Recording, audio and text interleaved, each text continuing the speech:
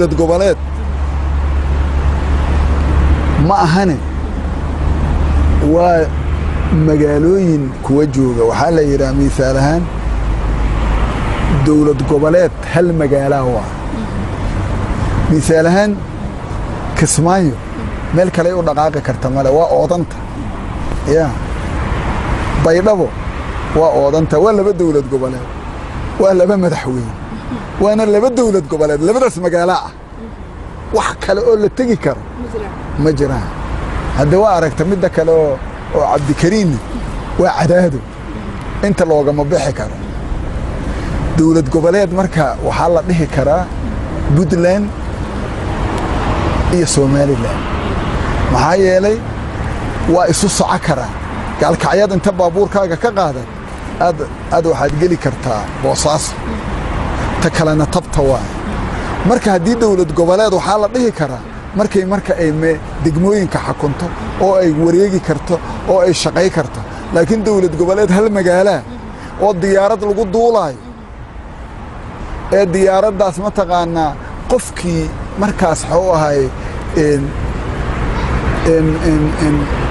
qofkii markaas soo dhaweynay diyaarad dawla saaran waa la socda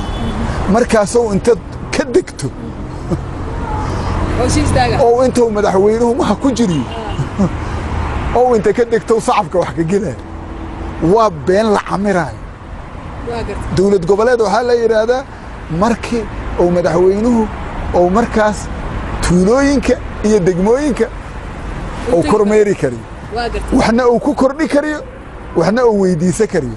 marka meeshaan meel oo waxa way riwaayad lagu dhigaa laakiin riwaayadu hadde runtaas oo afjaree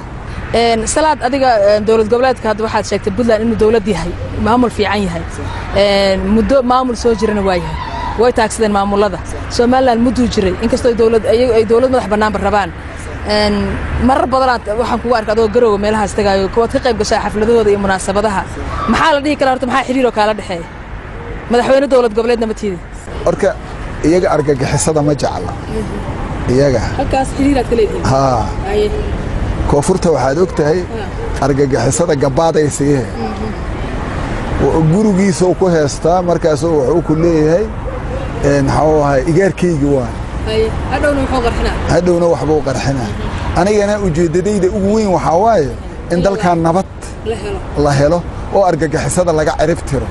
meel allaala markay argagixisada marka la dirirta oo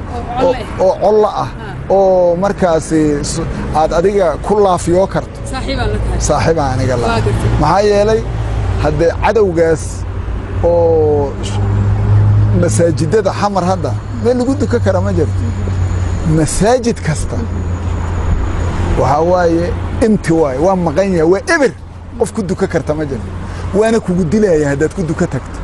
marka arintaas ilaahay looga soo horjeedo nolosha adduunyada waxa waaye ma ogtahay ilaahay wuxuu yiri fi dunya hasanatan wa fil aakhirati hasanatan adduunyadana waa la rabaa aakhirana waa la rabaa marka labadaasba inaad adiga u shaqaysataa laga rabaa marka hada meel marka xiriirka naga dhaxeeya waxa waaye markaan ku soo gaabiyo la dagaalanka argagixisada waxa tir waa meel lagu laafiyoon karo xamar masaajid lama gali karo amaana kama jiro hadda dawladaha aad sheegtay maamul goboleedyada Somaliland iyo Puntland dadkooda u istaagay aqoon-yahankooda iyo siyaasigooda sameeyay cirka kama soo degin Ethiopia uma dhisin deegaankan Muqdisho adaa u dhashay siyaasigeedii aad tahay maxaa uga fakari weysay inaad sida Puntland wax la qaybsato oo dadka wax u qabato inaad mucaarada ka sakow hadda aniga markii aan xilka hayana arintaas tilaaban ka qaada waana dadaalay